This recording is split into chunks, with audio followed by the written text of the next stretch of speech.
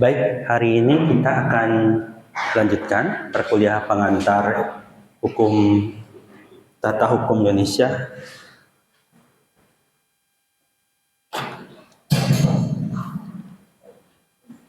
Oke, hari ini sampai pada bidang hukum administrasi negara. Sebelum saya mulai, apakah ada yang mau bertanya dulu? Ada pertanyaan terhadap apa yang saudara pelajari di Open Learning? Ini pertemuan kelima, berarti tinggal 2 pertemuan lagi sebelum Meet, karena di pertemuan ke-8 saudara akan ujian tengah semester. Sekali lagi, ujian tengah semester itu bobotnya adalah 30%. 30% berarti kalau saudara tidak mengikutinya, bisa dipastikan tidak lulus mata kuliahnya, gitu ya. Jadi pastikan saudara ikut dan upayakan nilainya bagus. Tapi sekali lagi ya, saya itu transparan, kalian nilainya seberapa akan saya sampaikan. Gitu. Kalau bagus ya jelek ya jelek gitu ya. Kalau ada yang kendala, misalnya pas hari H tidak bisa ujian, sedang ada kendala tertentu, silahkan lapor ke saya, biar nanti saya jadwalkan ulang. Tapi kita ujiannya di kelas seperti ini gitu ya. Baik, 3 pertemuan lagi. 3 pertemuan lagi. Berarti di akhir bulan Oktober ini. Di Oktober, nanti di November kita mulai kuliah lagi, nanti sampai pertengahan Desember. Selesai kuliahnya. Gampang kan ya? Kuliah itu kan gampang ya? Kayak anak SMA. SMA kan lebih sulit ya. Kuliah itu gampang. Pas kuliahnya gampang, pas dapat nilainya yang enggak. Baik, hari ini kita akan belajar satu bidang hukum yang sangat terkait dengan bidang hukum yang kemarin kita pelajari, yaitu hukum administrasi negara. Kemarin kita belajar hukum tata negara. Kalau belajar hukum tata negara, pasti dimention hukum administrasi negara ini. Ketika kita belajar HAM, sebaliknya juga kita akan pasti mention bidang hukum tata negara. Jadi dua ini bagai sesuatu yang tak terpisahkan, bagai 2 sisi mata uang. Ya, acap kali berjalan tidak terpisahkan, tapi berbarengan. Berjalan terus bergantian. Jadi saudara kalau belajar ini, pastikan saudara menguasai HTN. Belajar HTN, pastikan juga saudara nanti akan menguasai administrasi negara. Di HTN, saudara akan belajar kalau tidak salah di semester depan. Nanti di administrasi negara ini kalau tidak salah di semester 3, kira-kira begitu. Jadi belajar HTN dulu, lalu belajar administrasi negara. Kira-kira begitu. Kemarin HTN saya kira karena tidak ada pertanyaan, berarti saya anggap bisa semua. Harapannya waktu ujian juga nilainya bagus semua. Seringkali begitu, tidak ada pertanyaan, dianggap bisa semua. Pas ujian, ternyata nilainya ada yang... Ya. Coba saya mau tanya, absennya itu berapa sih jumlah mahasiswanya? Coba yang pegang absen sekarang. Nah, totalnya belakang itu berapa? Jumlah total mahasiswa. 77. Kalau dari penerawangan saya ini angkanya nggak 77. Ya, mulai saja kemarin dari berapa kelas tuh saya lihat mulai ada yang tidak masuk. Nah, kalau tidak masuk lebih dari 2 kali, nah itu pasti tidak lulus. Cek aja tuh, kayaknya ada yang sudah tidak pernah masuk. Ya, itu seperti saya bilang ya, tidak seluruhnya yang ikut mata kuliah itu 77. Apakah lulus 77 itu? Enggak. Saudara sekarang di kelas B ini ya kelas B ya, betul ya. 77 orang, apakah lulus sejumlah ini? Tidak. Pengalaman saya lulusnya tidak jauh dari angka 50 orang. Mudah-mudahan tidak ya. Ada yang ngulang di sini?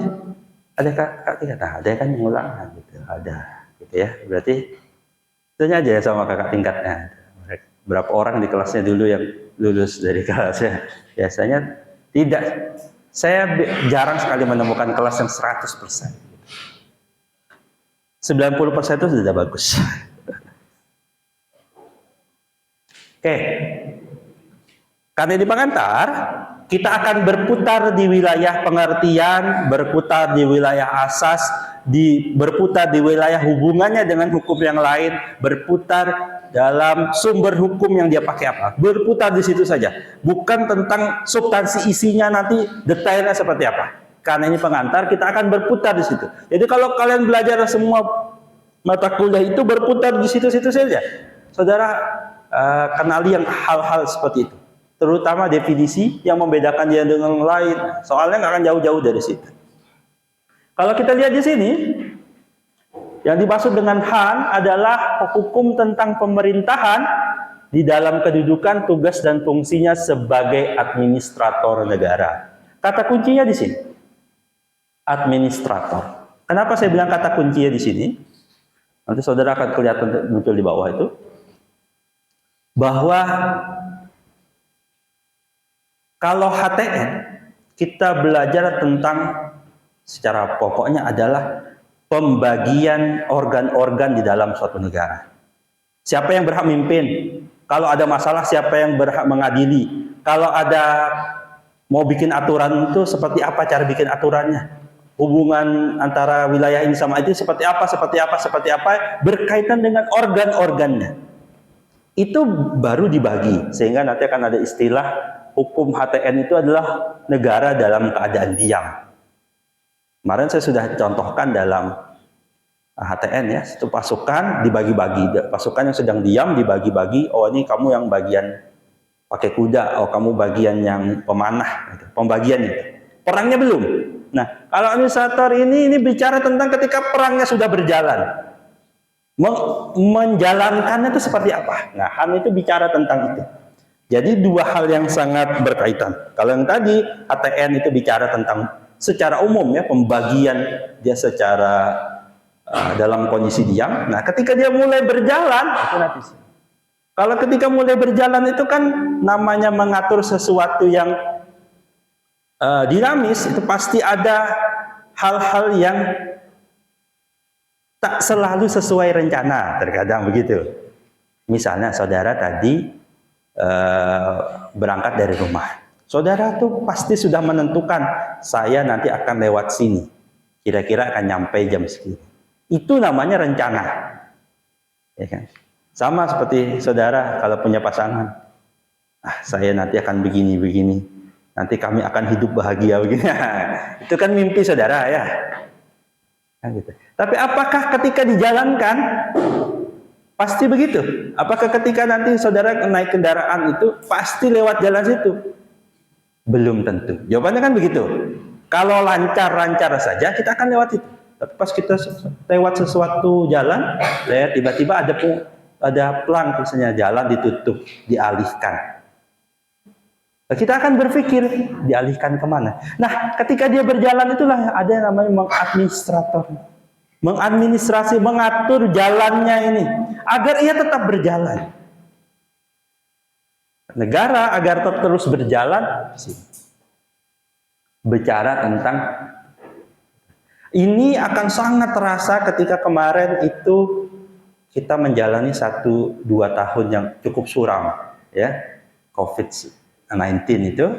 Nah, negara itu kan dihadapkan pada masalah yang begitu besar. Tidak cuma negara, kita pun juga. Ini begini, mau kesini nggak bisa, mau begini nggak bisa, mau ini harus ada aturan ini. Nah, negara kan mau tidak mau, negaranya nggak stop. Pemerintahan itu tetap berjalan. Nah, bagaimana pemerintahan berjalan dalam kondisi seperti itu? Nah, nanti kan kita muncul. Nah, bagaimana mengatur negara? Kira-kira administrasi negara itu mengatur seperti itu.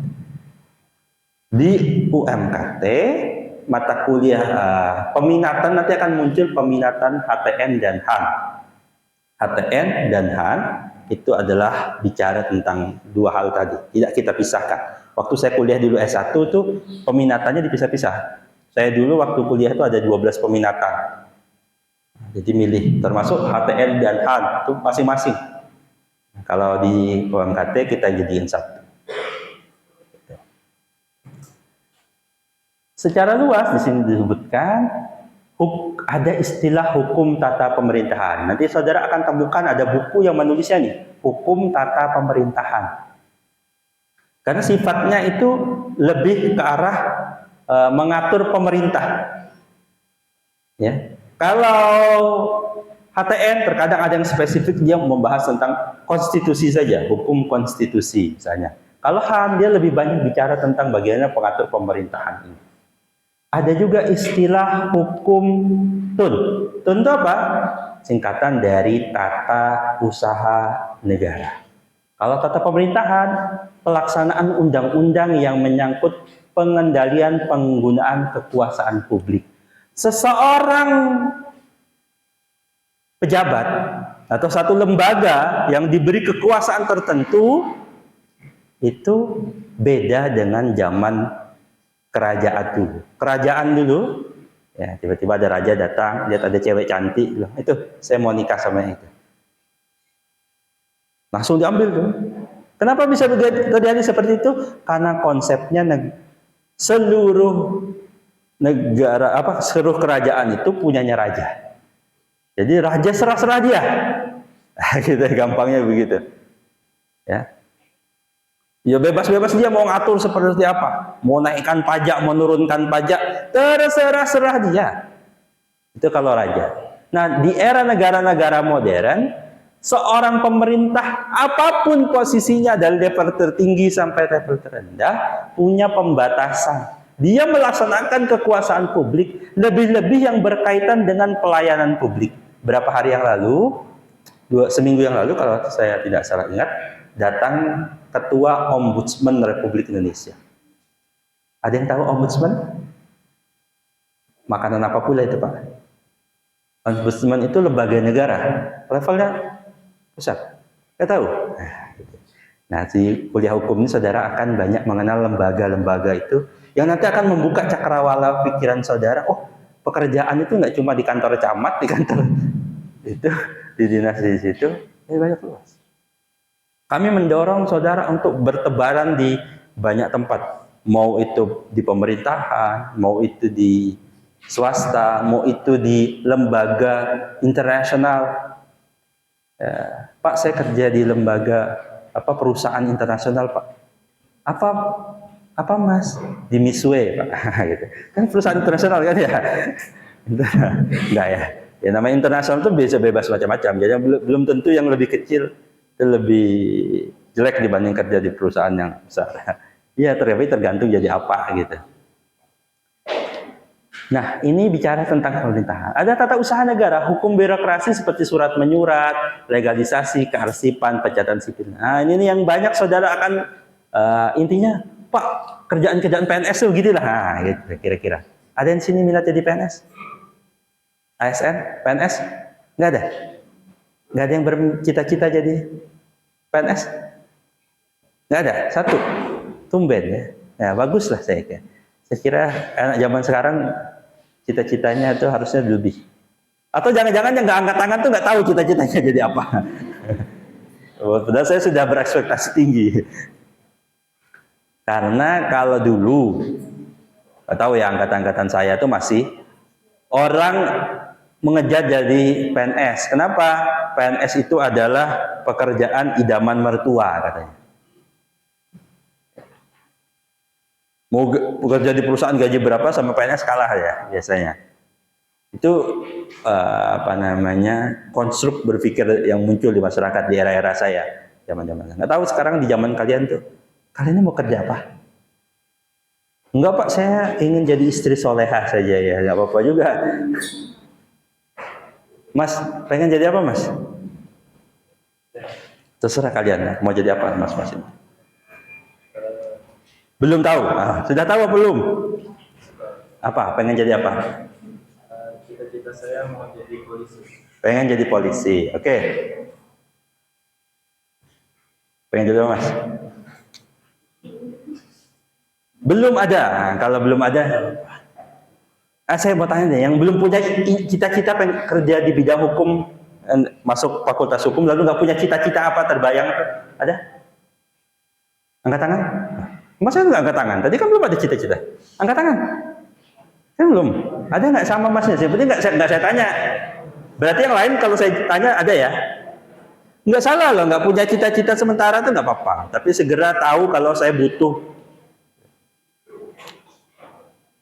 Coba saya cek di belakang. Punya nggak cita-citanya apa? Tadi nggak ngaku, nggak ada yang angkat tangan ya. Berarti harus ada jawaban. Mas, pengen jadi apa, Mas? Jadi apa ya? Lah tadi jawab, tadi nggak angkat tangan. Jadi jaksa. Jadi jaksa. Jaksa itu kerjanya ngapain? Jadi pengacara. Jaksa apa pengacara? Kok berubah nih? Pengacara. Pengacara itu kerjanya ngapain?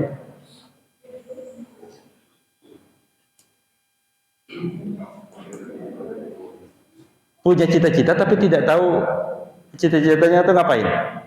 Gitu. Oke, Mas pengen jadi apa, Mas? Konsultan hukum. Konsultan hukum itu apa? Kerjanya ngapain?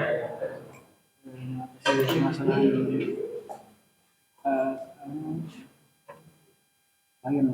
Mengatasi permasalahan klien. Kalau permasalahan Mas sendiri, siapa yang ngatasin? Oke, paling belakang, Mas pengen jadi apa, Mas? Pengen jadi? Jaksa. Jaksa itu kerjanya ngapain, Mas? Menyelidiki. Yakin? Kalau hampir sama, kenapa dibedakan? Jaksa. Yang jawab jadi jaksa, pengen jadi polisi, itu kan sama PNS juga. Tadi nggak angkat tangan. Iya, kenapa? Karena nggak tahu PNS itu apa. Yang artinya PNS itu dikeluaran. Jaksa itu PNS. Ya, polisi itu sipil, aparatur sipil negara. Siapa yang bilang yang militer itu hanya tentang TNI? Polisi itu sipil, namanya sipil bersenjata. Sipil juga dia. Itu ya. Nah, saya mau pelan-pelan agar kalian tuh punya ide mau jadi apa. Ya. Enggak Pak, saya tetap pengen jadi istri soleha. Ya nggak apa-apa juga.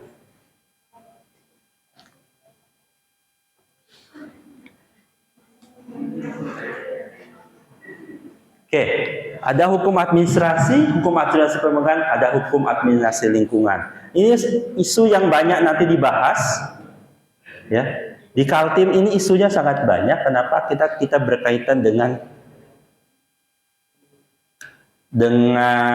wilayah-wilayah yang banyak tambang, wilayah yang banyak perusahaan-perusahaan yang kalau nanti di sana-sana, ada yang dari sana-sana? Ada yang dari sana-sana? Nggak ada. Nggak ngaku? Malu Pak? Nggak.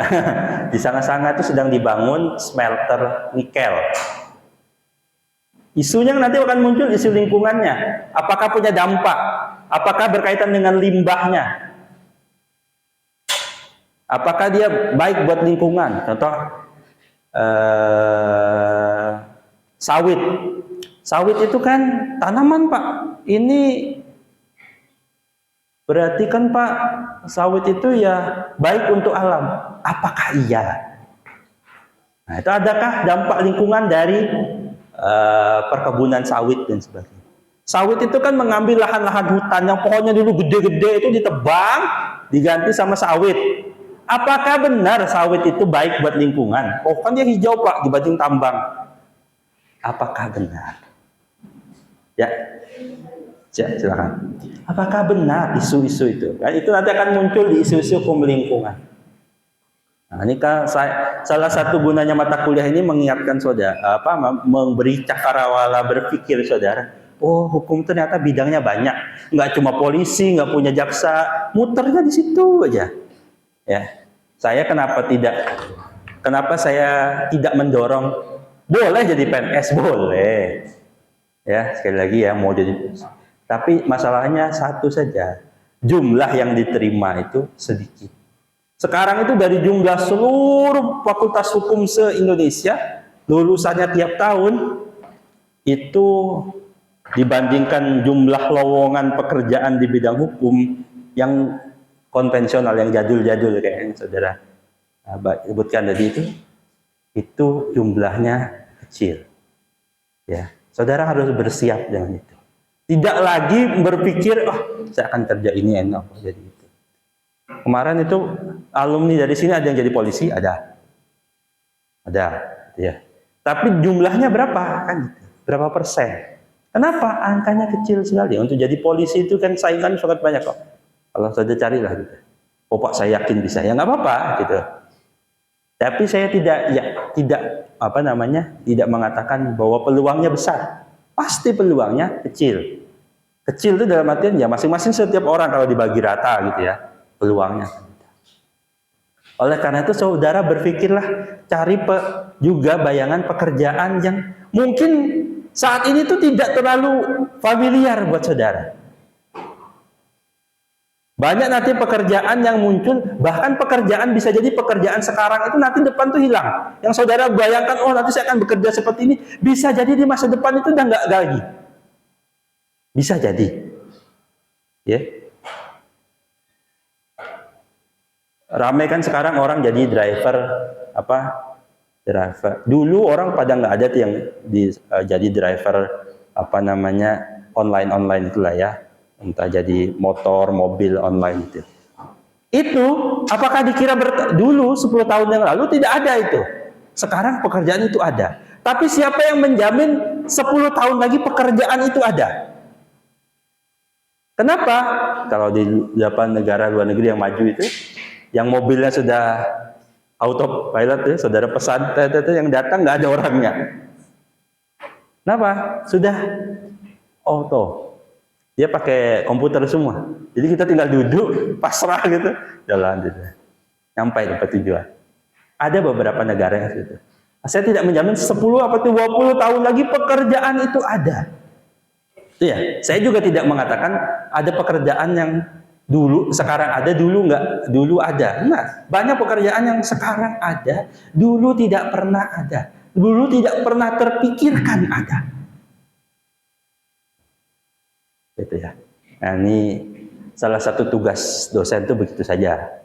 Tidak seluruh, kalau materi itu kan saudara bisa baca di slide itu banyak tuh. Tapi kalau membuka cara berpikir, nah itu saya sebagai dosen itu lebih senang membuka cara berpikir saudara. Bagi yang suka mikir, tapi kadang ada juga yang nggak mau mikir. Nah, gitu ya sudah. Pasrah saya sudah. Oke. Secara sempit, HAN adalah hukum tata pengurusan rumah tangga. Ini ibu-ibu, ngurusan rumah tangga nih, Bu. Tapi ini bukan rumah tangga pribadi. Ini adalah rumah tangga negara. Nih, ada rumah tangga internal, ada rumah tangga eksternal. Yang internal seperti apa? Menyangkut urusan instansi administrasi negara, seperti personilnya, kesejahteraannya, keuangannya, seperti apa dan sebagainya. Negara ini kan dijalankan. Contoh, di HTN dibahas, oh ini ada presiden, ini ada menteri, ada ini. Pertanyaan, mereka bisa kerja gimana? Salah satu jawabannya Pak, butuh ini cinta, bukan digoyang gini, butuh duit. Karena ini doang tuh kadang nggak berguna Mas. Ya, dia kalah sama yang punya cuan. Gitu. Negara ini butuh uang. Makanya dalam HAN salah satu yang dibahas adalah hukum pajak dan retribusi. Bagaimana menjalankan sesuatu itu kadang kita butuh pajak. Ya. Kenapa saudara bayar pajak? Kenapa begitu? Untuk apa? Pajak itu bagian dari salah satu pendapatan terbesar negara ini. Untuk apa? Ya untuk menjalankan ini. Bagaimana rumah tangga ini buat jalan? Kalau saudara nikah nanti, apakah butuh cinta? Anak istri saudara akan hidup dengan cinta? Bukan. Dia akan hidup dengan diberi makan. Ya. Makin glowing pasangan saudara, makin skincare-nya mahal, kan gitu. Memang bisa bertahan itu dengan yang murah, enggak? Dia merawatnya mahal, kan gitu. Perawatannya mahal dan sebagainya. Itu semua butuh uang. Sama negara begitu. Negara ini indah, negara ini besar, negara ini begitu. Butuh. Negara ini butuh diatur, butuh dikendalikan. Ada polisi, ada jaksa. Itu bisa jalan dengan apa? Dengan uang. Lalu mengatur bagaimana pemasukan negara, bagaimana distribusi keuangannya, itu dibahas dalam hukum administrasi negara. Lalu bicara tentang bagaimana kesejahteraannya. Tadi yang pengen jadi polisi, pengen jadi jaksa, pengen jadi PNS lah intinya itu. Ini pesan saya dari awal. Kalau saudara pengen kaya, jangan jadi itu. Ya. Jangan pengen jadi polisi, jangan jadi jaksa, pengen jadi PNS kalau pengen kaya. Tuh, kalau pengen kaya. Pak, kaya-kaya. Sebentar. Gaji PNS itu berapa sih? Gede nggak? Kecil. Saya tidak berkatakan ini miskin, bukan. Ini cukup. Ya. Tapi kalau pengen jadi kaya, jangan jadi ini. Polisi itu berapa sih gajinya? Jaksa itu berapa sih gajinya? Saudara bisa search di internet. Tunjangannya banyak. Enggak. PNS paling besar gajinya di negara ini, ada yang tahu? Berapa kira-kira paling besar? 8 juta. Hah? 8. Apa? 1 juta. PNS paling besar di ini. Sama tunjangannya lengkap tuh. Berapa paling gede di negeri ini? Kira-kira saudara membayangkan? Hah? Kira-kira? Gede kok. Kalau yang paling gede. Nah, saudara coba pegang HP-nya. Set PNS paling besar gajinya di Indonesia. Berapa?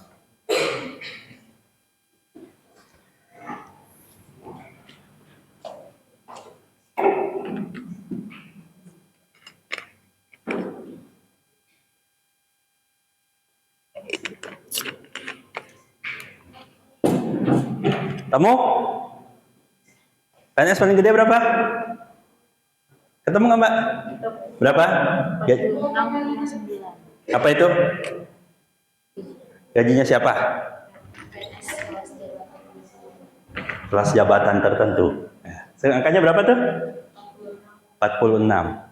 Ada yang tunjangannya lebih gede dibanding itu. Tunjangan paling gede di Indonesia itu namanya Dijen Pajak. Dijen Pajak itu gajinya sampai 100 tunjangannya. Gede banget Pak.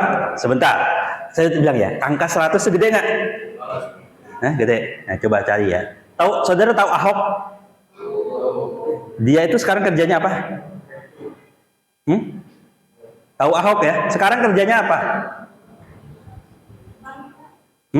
Pertamina. Dia komisaris Pertamina. Gaji komisaris Pertamina, atau gaji Ahok per bulan. Silakan set.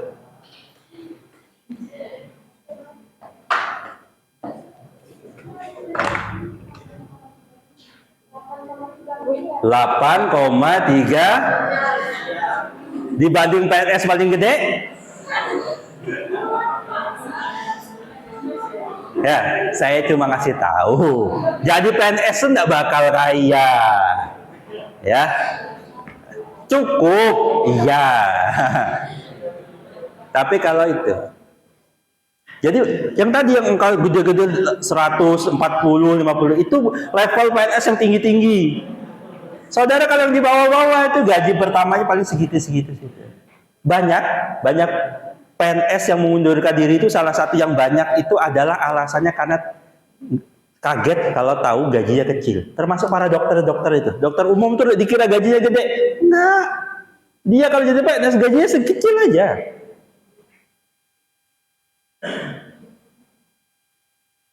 Bapak dibanding uang saku saya ya gede Pak, tapi saya cuma bicara rata-rata gitu ya.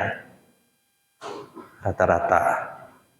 Itu maksudnya saya tuh menemukan banyak orang kenapa pengen jadi PNS, pengen jadi kaya. Kelihatannya PNS makmur, kaya dan sebagainya. Hati-hati, banyak PNS kaya itu dari mana?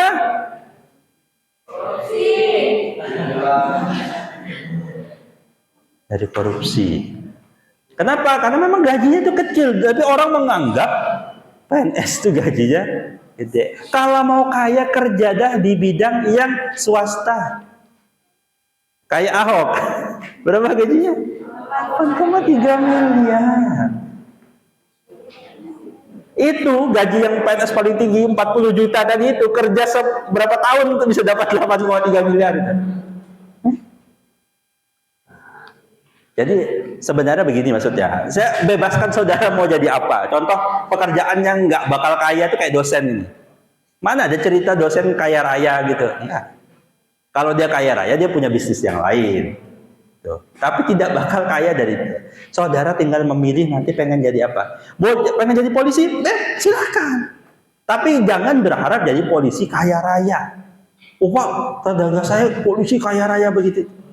Ya, beberapa alasan. Bisa jadi dia punya warisan gede. Ya, ada di Jakarta tuh PNS paling kaya tuh guru.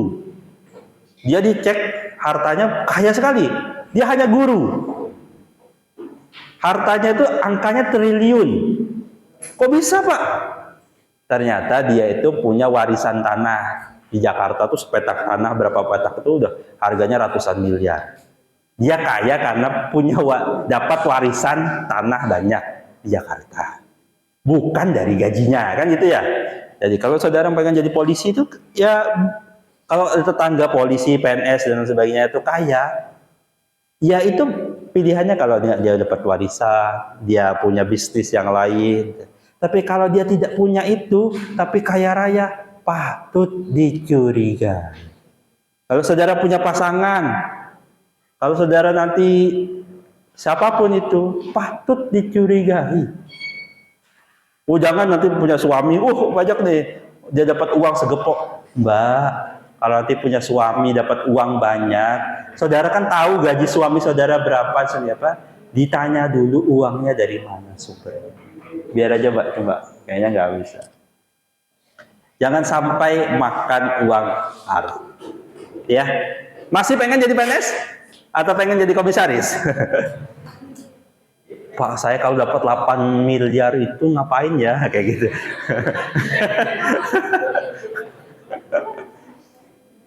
Kayak gitu ya.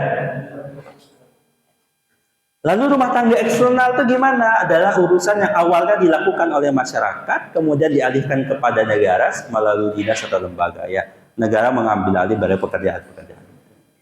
Itu baru pengertiannya.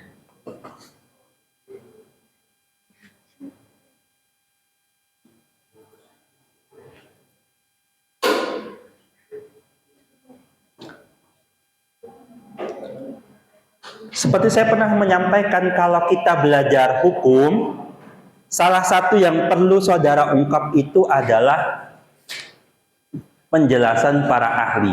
Para ahli itu ngomongin apa sih tentang sesuatu itu. Nanti saudara akan terbiasa dengan omong. Sekali lagi, saya tidak meminta saudara hafalin. Ya, jangan pernah menghafal. Karena saya yang jadi dosen pun tak hafal. Yang perlu itu adalah cara berpikirnya saudara mengerti, oh kira-kira begini. Itu step pertama. Nanti step keduanya, bagaimana cara saudara menyampaikan apa yang ada di otak saudara. Nah itu nanti di meet, setelah meet saya akan mencoba itu.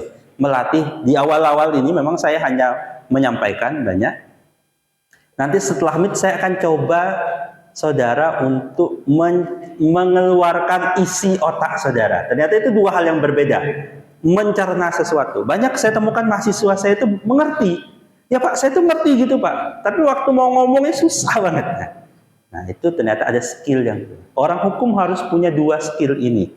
Skill memahami sesuatu, yang kedua skill menyampaikan sesuatu. Saudara tidak bisa bilang, duh Pak saya sebenarnya bisa Pak, tapi nggak keluar. Nah, itu saudara nggak akan tertolak.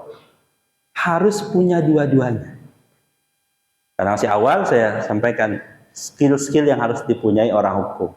Kalau tidak pengen punya skill itu, merasa tidak cocok dengan skill itu, pilihannya cuma dua. Satu, saudara keluar, pindah, nggak usah di sini, nggak usah di bidang hukum, nggak usah kuliah hukum, atau saudara melatih kemampuan saudara untuk dua hal itu. Pak, saya ini introvert, Pak, pemalu, Pak, nggak berani ngomong. Terus gimana? Ya sudah, saudara pilihannya dua itu. Pilihannya pindah dari jurusan ini. Ada memang jurusan-jurusan yang lebih cocok. Misalnya ada anak, saya punya teman itu, dia orang IT, dia tinggal di salah satu kampung di Jawa Tengah.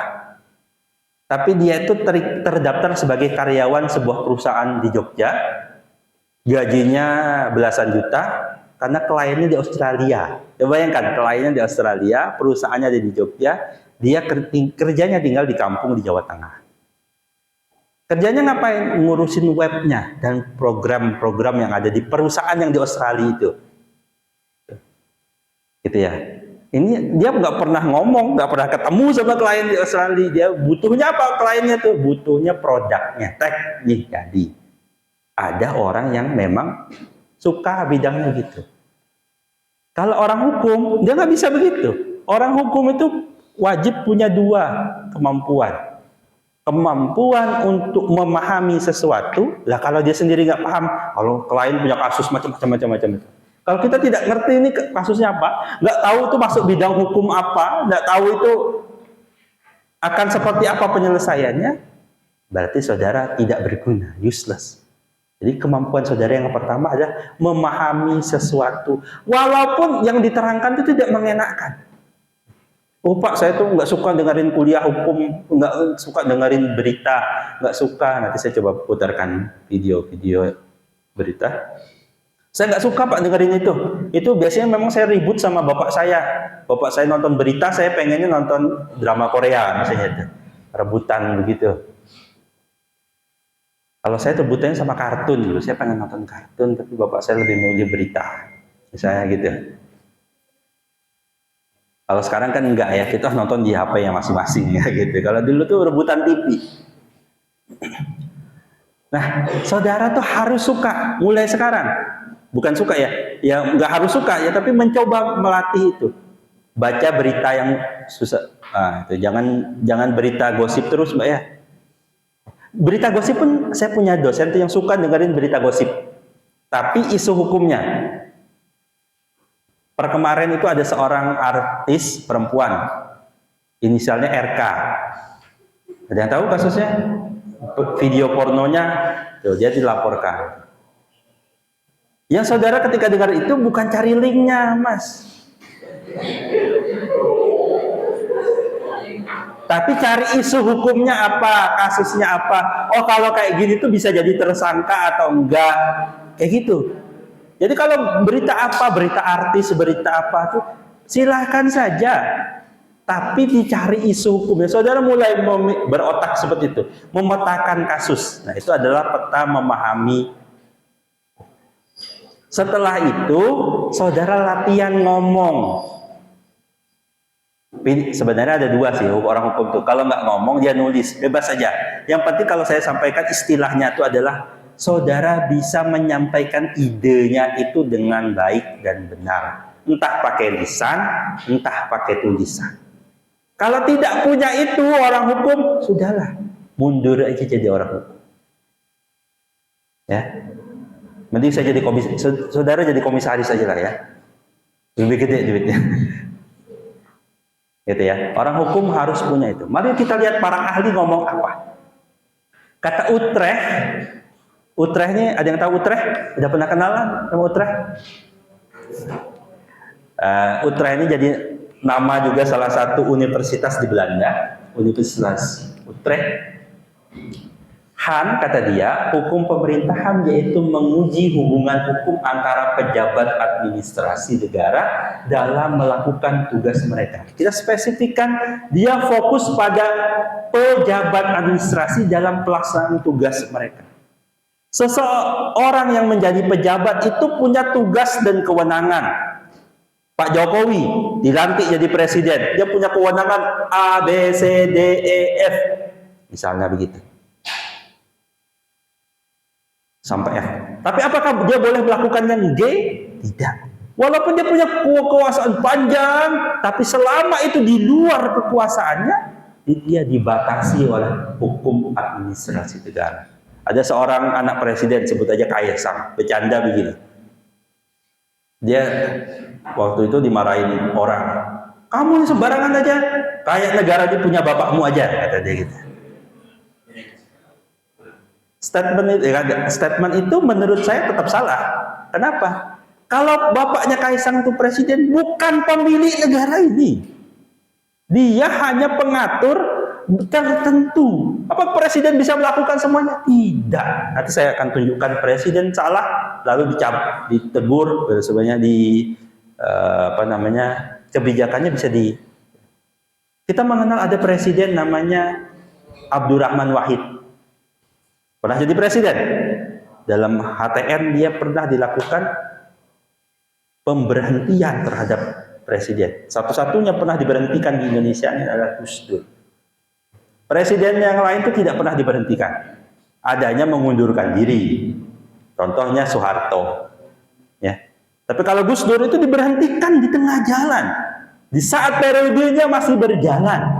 Kenapa? Karena tadi seorang itu, pejabat itu punya batasan dalam melaksanakan tugasnya. Tidaklah dia bebas melakukan sesuatu. Di sini ada Van Houten mengatakan Han ada seluruh kaidah, tapi bukan HTN, ya, bukan perdata, bukan hukum pidana. Han adalah pengatur hubungan timbal balik antara pemerintah dan rakyat. Han adalah keseluruhan aturan hukum yang menjalan kekuasaan. Han adalah keseluruhan aturan yang mengatur negara dalam keadaan bergerak. Oke, saya jadikan satu video. Tolong dicermati dan lihat isu hukumnya. Terlepas kalian suka dengerinnya apa enggak.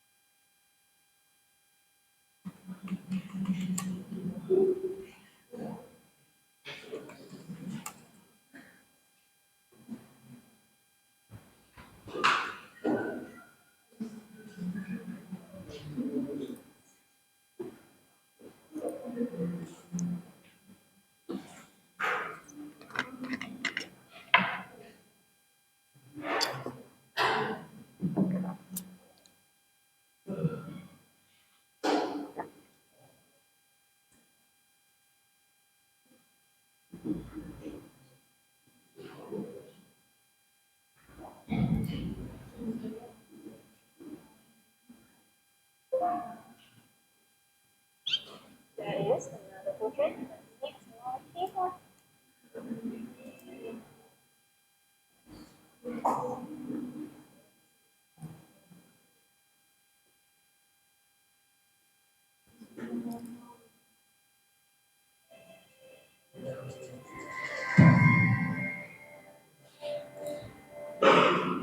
Terima kasih atas Rosi. Hari ini saya meminta aplikasi karantina mandiri.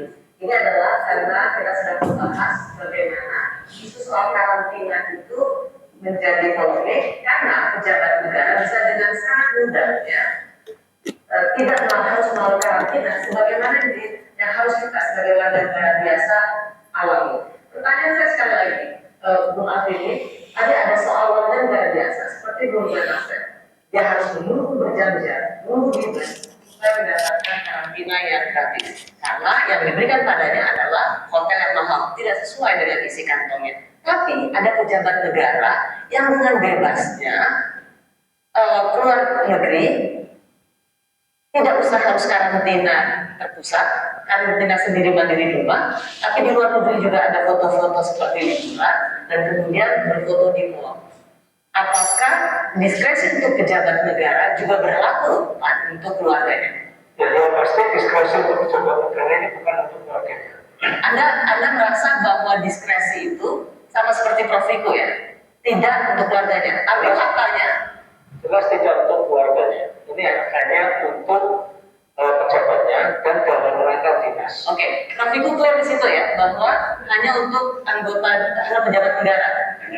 Kalau dia bawa suami, bawa anak, Di dalam aturan sekarang tidak boleh kan yang digunakan hanya yang bersifat individual dan dalam tugas negara. Apabila tidak dalam tugas negara meskipun beliau pejabat tidak bisa mendapatkan fasilitas. berarti kalau suaminya pejabat, dia bawa istri, istrinya tetap tidak bisa menikmati diskresi ini. Ya. Apakah tapi itu sesuai dengan realitas yang ada? Nah, permasalahannya adalah peraturan ini berkeluar kemarin SK 25. Itu pun dalam SK ini yang diatur itu hanyalah dispensasi pengurangan durasi pelayanan pelaksanaan karantina mandiri kepada pejabat tingkat eselon 1 atau ke atasnya. Tidak dicantumkan bahwa karantina mandiri ini di rumah masing-masing. Ini berbeda dengan fasilitas yang diberikan kepada kepala perwakilan masing, jelas melakukan karantina mandiri di kegiatan masing-masing. Jadi yang diskresi ini hanya untuk pengulangan masa karantinanya. Tapi tempatnya di mana? Nah, ini tidak diatur di sini. Asumsinya adalah tetap karantina terpusat. Kenapa saya mempermasalahkan ini? Juga di era yang digital seperti ini, walaupun di dalam karantina kita tetap bisa bekerja rapat pakai daring, menandatangani dokumen-dokumen digital. Tapi kan ini problemnya adalah bahwa karantina itu buat pejabat diskresinya dikurangi, atau soal tempatnya bisa dimanapun yang mereka inginkan, misalnya di rumah sendiri waktu itu. Jadi tempat yang mereka gunakan harus juga memenuhi syarat untuk karantina. Dan itu sudah kita sampaikan kepada publik. Tempat yang memenuhi syarat karantina, termasuk rumah sendiri. Rumah sendiri bisa apabila memenuhi syarat, yaitu harus ada kamar mandi sendiri, kemudian dipisahkan dengan Siapa yang bisa menentukan layout atau apa desain rumah? Atau karena di pejabat pasti punya kamar sendiri dan rumah sendiri. Ya, jadi bagian dari pengawasan dan permintaan itu. Jadi diskresi itu yang sekarang kita atur, kita pastikan bahwa tidak serta-merta diberikan kepada setiap orang, termasuk pejabat yang meminta. Karena kita harus memastikan dulu memang fasilitasnya memadai dan mereka juga harus lapor kondisi kesehatannya secara rutin. Saya nggak terlalu ngerti. Jadi apa yang ingin Prof katakan bahwa pejabat itu boleh menerima pengurangan masa karantina dan di rumah sesuai dengan permintaan mereka. Tentang pengurangan masa karantina itu juga akan kita pertimbangkan dan tentu kita setujui, kecuali apabila memang ada alasan yang sangat kuat bahwa yang bersangkutan memang sedang menjalankan tugas negara yang kalau masa karantina yang panjang akan terhambat. Ini yang termasuk dalam SI 25 itu. Ya, termasuk ini yang terjadi pada bulan Jamila. Satgas melihat bahwa dia memang perlu mendapat diskresi itu tidak dalam hal ini. Jadi ini adalah aturan yang sekarang ada di SI 25. tidak berlaku surut. Tidak. Jadi kalau misalnya itu mereka lakukan, artinya Jadi begini, secara aturan memang lebih eksplisit dan jelasnya sekarang ada. Dan kita juga harus pahami bahwa kondisi keadaan ini kebijakan itu juga harus menyesuaikan dengan keadaan.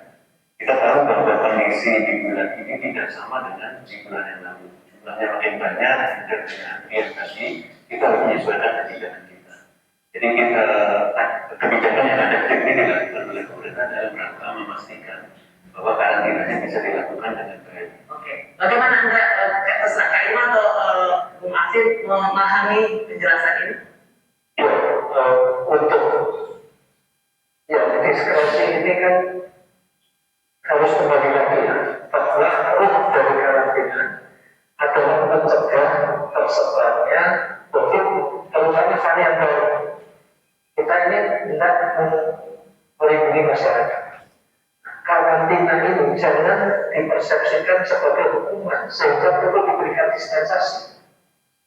Kalau itu dispensasi semuanya karantina itu hukuman, atau karantina Harus ada kesadaran tanggung jawab sosial solidaritas kita terhadap keluarga sendiri, terhadap teman-teman kita sendiri, orang-orang di lingkungan kita. Kalau itu diperlakukan sebagai hukuman, akibatnya akan minta dispensasi. Dan perlakuan kepada WNI yang kembali ke Indonesia sejak keluar dari pesawat itu juga harus diperbaiki. Sambutlah para WNI yang kembali ini sebagai anggota keluarga yang kembali ke rumah. Jangan dipasang tampang garam, harus di bandara 12 jam dan sebagainya. Akibatnya apa? Akibatnya publik merasa bahwa karantina ini hukuman, bukan suatu perjuangan bersama. Karena saya jadi agak nyambung mereka Irma Prof. Ibu. dengan isolasi, dengan karantina 10 hari, itu sebenarnya banyak dari kita, jangan munafik lah, pasti semua akan bersiasat. Gimana caranya supaya bisa mengurangi karantina itu? Atau kalau bisa nggak sama sekali. Bisa saja kita lihat kejangan negara harus karantina, tapi kalau anaknya datang dari Amerika juga pasti dia akan terkonfirmasi. Kalau anak saya kalau bisa ya 2 hari atau 3 hari. Pertanyaan saya Prof. Viko, mau dipertahankan 10 hari ini? Karena kita tahu ini adalah celah permainan mafia karantina selama masa pandemi. Atau ada penjelasan epidemiolog nggak bahwa memang harus 10 hari gitu? Kalau saya mungkin sedikit, Pak, saya mau tanya, masa inkubasi sampai dari mulai dia terinfeksi sampai dengan dia melampaukan gejala itu berapa hari sih sebenarnya, Pak? Yang Anda juga mempertanyakan kenapa harus 10 hari ya itu yang saya ingin tanyakan. Baik, jadi masa inkubasi ini memang tidak bisa dikatakan dalam jumlah hari yang tepat, tetapi dalam kurun waktu. Jadi yang paling aman adalah memang 14 hari. Tapi memang ada kasus-kasus yang gejalanya bisa lebih pendek. Dari itu, dan itu kan juga dengan simulasi matematik juga. Jadi kita menentukan kehati-hatian dan kita juga melihat negara lain juga dalam melaksanakan. Karena masa karantina yang 10 hari itu tidak semua negara melaksanakan itu. Ya. Apalagi kalau kita lihat di Eropa, bahkan sekarang Eropa jadi masalah penularannya karena mereka antar. Sekarang gini Pak, ini kan anak saya kena ya. Dari mulai dia terkena sampai dia timbul gejala tidak bisa mencium itu 3 hari. Nah, after dia kena kan sudah kemudian kita swab dia positif. Nah, setelah itu baru dia di karantina kan selama 14 hari kan gitu loh sih. Tapi kan ini yang saya ingin tanyakan, kalau dia sudah di PCR, ya kemudian dia sudah divaksin 2 kali, sudah di PCR juga, dari luar negeri dia di PCR, ternyata dia negatif, nggak positif. Kenapa harus juga 14 hari? Kenapa nggak hanya 5 hari atau 6 hari? Kenapa harus sampai 7 hari sampai 9 hari? Menurut saya itu juga harus dilakukan perubahan, bro. Ya, kalau dia positif, oke lah 14 hari atau 7 atau berapa hari nggak ada masalah. Tapi kalau dia negatif, itu untuk apa PCR yang sudah dibayar mahal itu? Untuk apa kita vaksinasi 2 kali? Kemudian bayar PCR lagi dan kita dinyatakan negatif, tapi masih harus. Ini pernah banyak orang sih, Prof. Kebutuhan itu apa sih dasar ilmiahnya? Jadi para pakar juga dalam membuat kebijakan ini, kita sudah menanyakan ke beberapa pakar. Pastikan yang dipimpin oleh Menko Marves dan juga para menteri ini, kita memastikan bahwa yang ditentukan ini tidak ditentukan semena-mena. Kita mendapatkan saran itu. Dan mereka juga harus hati-hati mana buktinya. Dan itu memang sudah ada bukti ilmiah seperti itu. Karena ada pertanyaan seperti ini. Untuk varian Delta yang lebih ganas saja, itu karantinanya di bawah 10 hari. Untuk Omikron yang disebut tidak seganas Delta, bukan berarti kita harus ada testing atau penyesuaian, kenapa harus 10 hari? Menurut saya yang kita lakukan adalah prinsip kehati-hatian.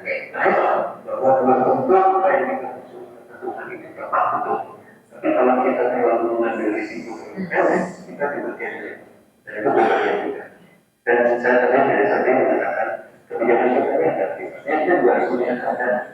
Kalau keadaannya tidak baik, Ya, sampai situ kita paham, tetapi bagaimana dengan kebijakan yang adaptif berubah karena memang menyesuaikan situasi dan kondisi. Tapi jangan sampai perubahan aturan demi aturan itu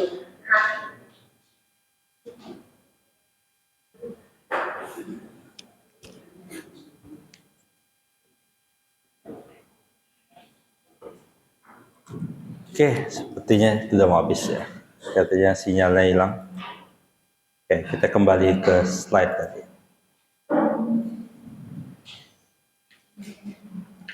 Dapat apa dari tadi? Itu isu hukum apa isu kesehatan? Yang dibahas tadi isu hukum apa isu kesehatan? Orang hukum harusnya jawab itu isu. Isu hukum itu apa? Isu hukum itu ternyata semua aspek apa saja bagian hukumnya ada. Yang tadi diperdebatkan itu bukan COVID-nya, ini virus apanya Pak, tapi bagaimana pengaturan tentang Nah, disitulah ranah administrasi negara. Jadi saudara kalau lihat isu apa saja itu yang terpikirkan adalah isu hukumnya. Cek. Yang saudara pikirkan itu isu hukumnya, jangan isu lainnya. Oke. Nah, itu latihan saudara. Mau lihat berita apa saja, nanti nalarnya tuh nalar hukum. Lihat drama Korea gitu. Saya pernah ada satu-satunya drama Korea yang saya selesaikan nonton dari awal sampai akhir. Itu ada satu tuh waktu, tapi jadul sekali. Isu apa film jadul. Tapi saya sangat suka dan sangat berkesan nonton film. Serial itu drama Korea. Drama Korea tahun 2005 apa 2000, lama sih. Saya nontonnya pun 2010-an. Oh, Pak, lama banget, Pak. Iya, saya suka drama itu karena saya matikan aja ya. Saya ganti mic dulu.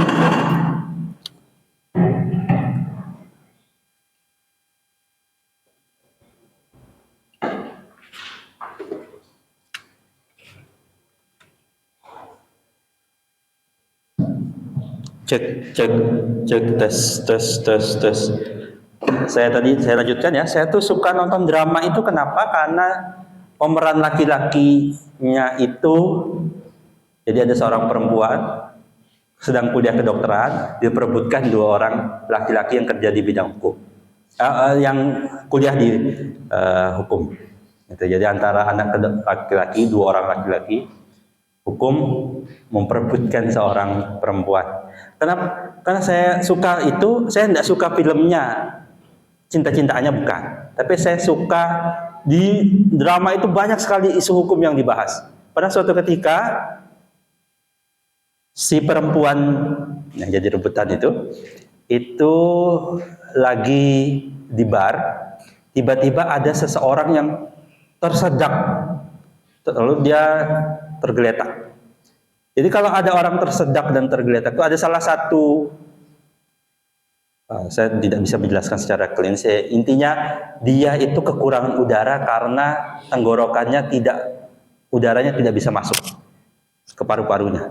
Jadi perlu dibuat lubang. Gimana caranya dilubangin di sini? Di tenggorokannya ini dilubangin. Ya. Isu hukum yang diangkat itu dari cerita itu, si perempuan ini dilaporkan. Kenapa? Karena dia itu kan masih kuliah, tapi tindakan dia nyoblos leher orang itu sampai bolong itu tindakan yang harus dilakukan oleh seorang tenaga medis. Ya. Sedangkan perempuan ini belum, baru kuliah. Walaupun dia sudah belajar itu, si perempuannya dibawa ke komite universitas untuk diberhentikan. Nah, si cowoknya datang membela secara hukum. Coba bayangkan, dia isunya itu bagus sekali dia ceritakan.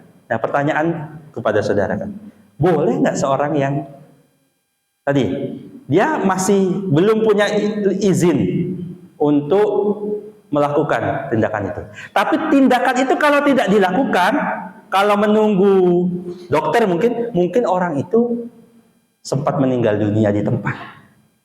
Ya, perdebatan begini gimana? Menurut saudara boleh apa tidak? Kalau boleh, nanti bisa jadi ada sembarangan orang datang melakukan tindakan-tindakan. Gimana? Menurut saudara benar atau salah yang dilakukan oleh perempuan?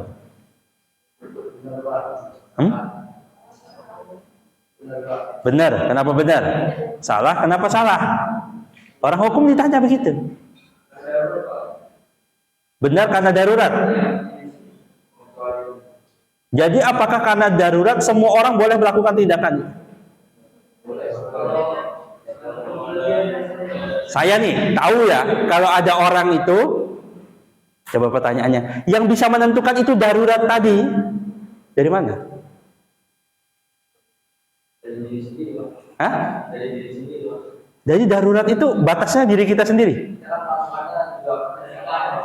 Nah, kalau ada orang kecelakaan, lu geletak di tengah jalan, saudara tolong. Diapain? Kasih pertolongan bersama. Iya, gimana apa pertolongannya? Saudara angkat ke pinggir. Salah. Nah, saudara tidak tahu kedaruratan.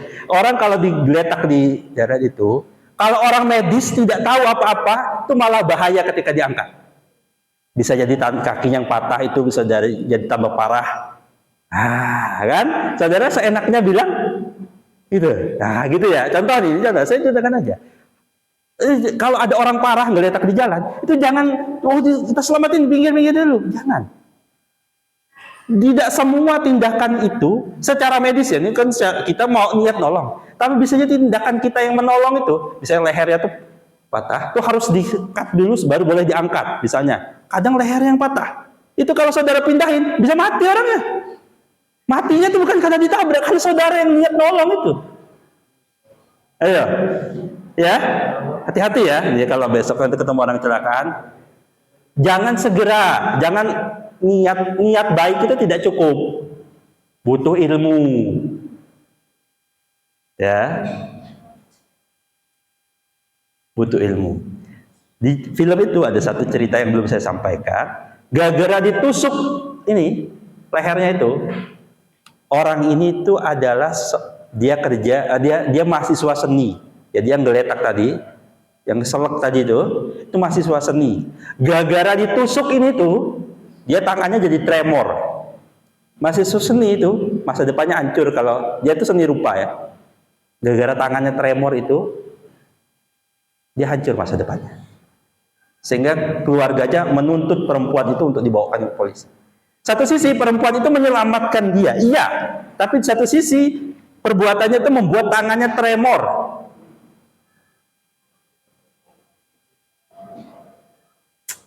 Gimana mas? Perbuatan mbaknya tadi itu benar apa salah? Yakin? Di film itu di film itu ini versi hukum Amerika ya. Dia menggunakan dasar hukumnya. Nah, itu nanti belajar. Dasar hukum yang dipakai Indonesia sama Amerika bisa jadi berbeda. Di Amerika salah satu yang dipakai itu ada namanya doktrin yang dia pakai doktrin hukum Romawi. Dia gunakan istilah si cowok Korea itu ngomong ke dewannya, dewan orang yang mengadili si perempuan itu, dewan etiknya. Dia pakai gunakan istilah Good Samaritan Law. Hukum orang Samaria yang baik. Mungkin yang ada yang Kristen atau Katolik di sini tuh di Bible itu banyak bicara tentang orang Samaria. Good Samaritan Law. Berbuat sesuatu ya. Berbuat sesuatu dalam kondisi yang tadi, darurat yang tadi itu. Walaupun melanggar hukum, kan sebenarnya perempuan itu melanggar hukum, tapi patut dibenarkan karena tindakannya itu dalam hukum, nanti kalau belajar hukum pidana itu diberikan alasan pembenar ya. Tapi nah itu harus dinilai. Kayak tadi masnya mau nolong orang gelepak di lapangan, belum tentu benar. Kalau mas tadi menyelamatkan lalu orang itu mati, mas bisa masuk penjara. Kenapa? Karena matinya itu bisa jadi bukan karena kecelakaan, karena terbukti mau mati itu karena lehernya diangkat oleh masnya. Bisa ya. Sebagai cerita yang contoh gampang itu nanti kita akan bicara itu di hukum tata negara, hukum pidana. Cara gampangnya begini.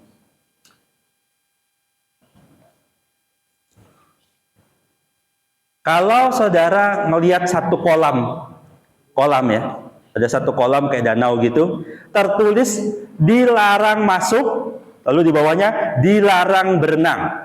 Oke? Udah paham ya? Larang masuk, dilarang berenang. Lalu tiba-tiba saudara lewat di situ dan saudara melihat ada anak kecil terjatuh ke dalam kolam itu dan minta tolong. Apa yang saudara ikuti? Apa yang saudara lakukan? Hah? Tertulisnya dilarang masuk, dilarang berenang. Mana yang boleh? Mana yang saudara ikuti? Saudara diam? Apa saudara nolong, nyemplung ke sungai? Apa ke kolam itu? Hah? Anaknya minta tolong. Ya. Kalau zaman sekarang itu ngambil HP begini.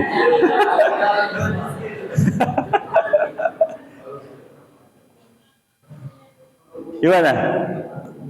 Boleh nggak saudara masuk ke wilayah itu dan nyemplung ke airnya itu? Boleh?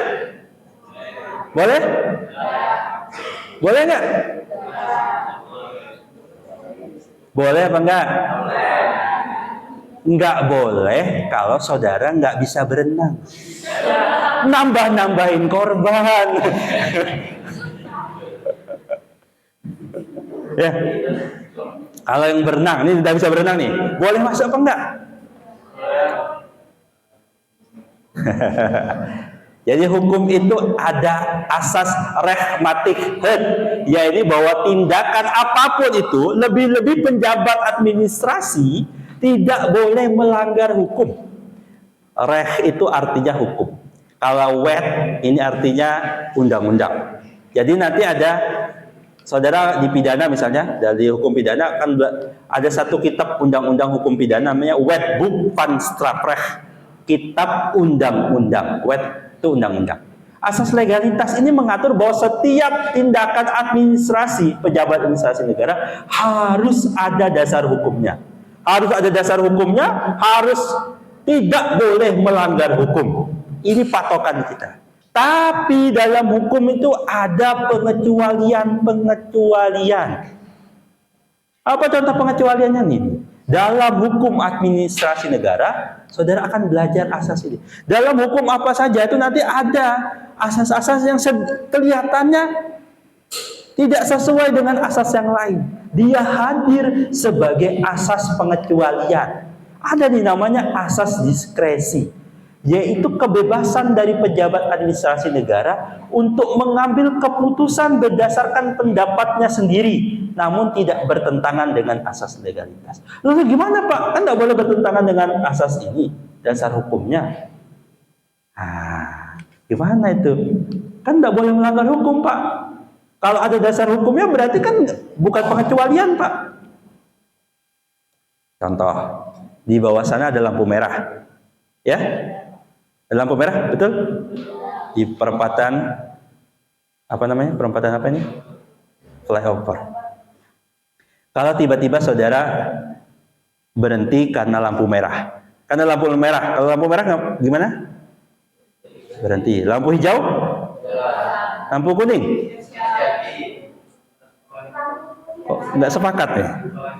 Kalau kuning apa? Kalau hijau, lihat hijau, saudara kan jalan. Kalau merah, saudara? Kalau kuning? Siap-siap apa? Siap-siap di antara hijau sama merah.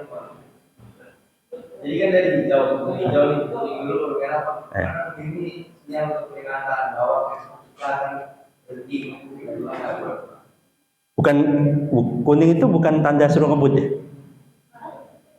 Kalau hijau jalan, kalau lihat kuning, gitu. Biar nggak kena merah, nggak. Sampai sekarang selalu jadi perdebatan. Karena hijau itu kuning itu boleh jalan apa enggak? Kuning itu boleh jalan nggak? Nggak boleh Pak. Boleh nggak? Kan katanya belum merah Pak. Tapi terkadang di beberapa lampu merah itu warna merah tiba-tiba kuning sebelum hijau. Sebelum hijau itu dia kuning dulu, tanda bahwa ini sebentar lagi hijau. Masalahnya kuning udah boleh jalan belum? Nah kalau tadi, kalau sebelum merah, kalau hijau, kuning, merah. Cuma sekedar peringatan aja Pak. Peringatan ya? Sampai sekarang saya tidak sepakat dengan apapun itu. Kenapa? Karena bagi saya warnanya tuh oranye, bukan warna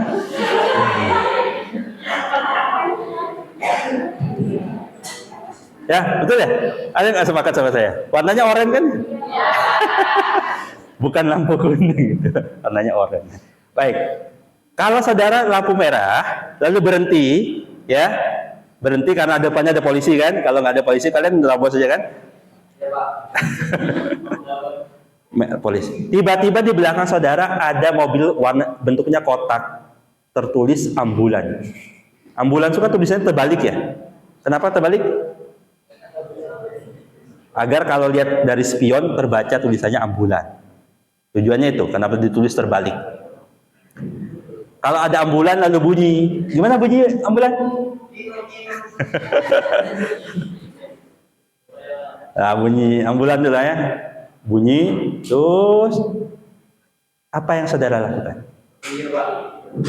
Lalu ambulannya kan masih lampu merah.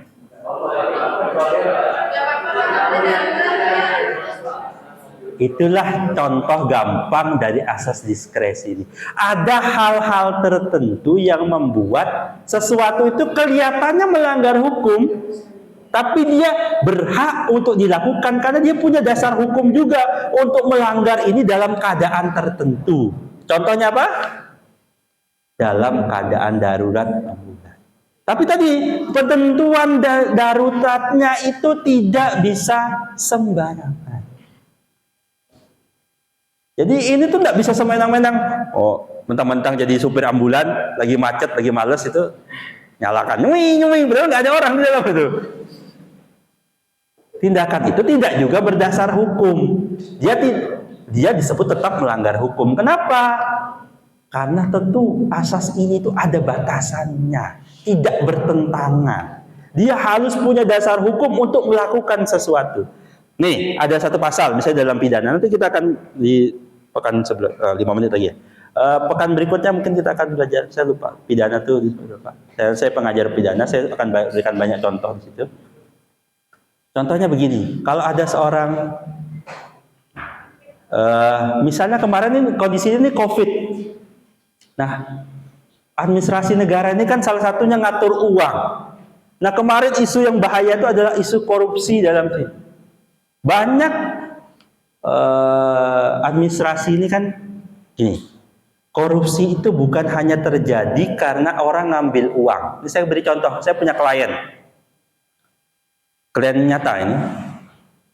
Jadi kalau lembaga dia itu dikasih uang 1 M, ya, 600 jutanya dia pakai benar sesuai dengan yang diminta. 400 jutanya diambil, bukan sedikit pun kan tidak masuk kantongnya. Dia rubah mata anggarannya. Harusnya itu diperuntukkan untuk A, dia ganti untuk B. Padahal tidak diambil. Saat ini klien saya itu 3 tahun di penjara. Dia tidak mengambil sedikit pun. Dia hanya merubah, harusnya anggaran itu untuk A misalnya. Oh, itu untuk beli meja, kursi. Dia ganti buat perbaikan lift. Misalnya, contoh. Ini contohnya. Klien saya masuk penjara. Administrasi ini hati-hati diputar. Jangan sampai ada orang itu melakukan tindakannya yang bisa jadi kelihatannya benar, kelihatannya baik.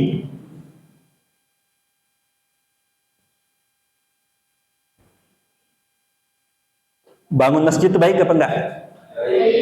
Kalau ada pejabat, ya, bupati tiba-tiba mengeluarkan uang yang harusnya buat bikin kantor di sana, dia ganti bikin masjid, baik apa enggak? Kan bagian masjid baik. Nah, kan gitu. Tak semua yang kelihatannya baik itu secara hukum benar. Nah, oleh karena itu hukum administrasi negara itu salah satunya mengatur tindakan administrasi negara. Seorang pejabat itu harus on the track, bukan semaunya sendiri, bukan sepandangan baik menurut dirinya sendiri, bukan juga menurut sebanyak orang itu baik. Atau bupatinya tadi sepakat sama seluruh anak buahnya, ya kita buat masjid aja ya. Itu masyarakat senang. Masyarakat banyak orang tuh senang dengan dibangun masjid itu. Apakah boleh? Tetap tidak boleh. Kan? Karena bukan mata anggarannya untuk bangun masjid. Walaupun sesuatu itu baik, didukung oleh banyak orang, belum tentu itu benar. Jadi kalau ada orang demo, mahasiswa demo, belum banyak orang demo. Apakah pasti baik dan pasti benar? Belum tentu. Gitu. Jadi saudara dalam hukum ini melatih melihat ini. Ini asas tiganya, ditunjukkan 3 asas saja lah. Ini asasnya masih ada yang lain. Itu saudara pelajari dalam hukum administrasi negara. Tapi saya ingin menunjukkan 3 asas ini. Asas bahwa harus sesuai ada dasar hukumnya. Orang hukum kalau bicara apapun, mau melakukan tindakan apapun, saudara cari dasar hukum. Pastikan apa yang dilakukan itu tidak melanggar hukum. Kalaupun kelihatannya melanggar hukum, bisa jadi dia muncul ada pengecualian asas diskresi. Ada diskresi yang memungkinkannya kalau bahasa saya bukan melanggar, mengecampingkan sementara, bukan selalu. Apakah selalu ambulan kalau lalu itu lewat lampu merah bablas saja? Tidak. Ada keadaan tertentu yang saat itu dia mengecampingkan lampu merah agar apa? Agar ada dasar hukum, tujuan hukum yang lebih diutamakan. Oke, waktu saya habis, ketemu lagi pekan depan. Ada pertanyaan? Tidak ada, betul ya? Ada yang tanya? Nggak ada kan? Ya, sudah saya kasih pokoknya. Nanti 3 minggu lagi giliran saya yang bertanya dalam soal-soal UTS. Demikian. Alhamdulillahirrahmanirrahim. Assalamualaikum warahmatullahi wabarakatuh.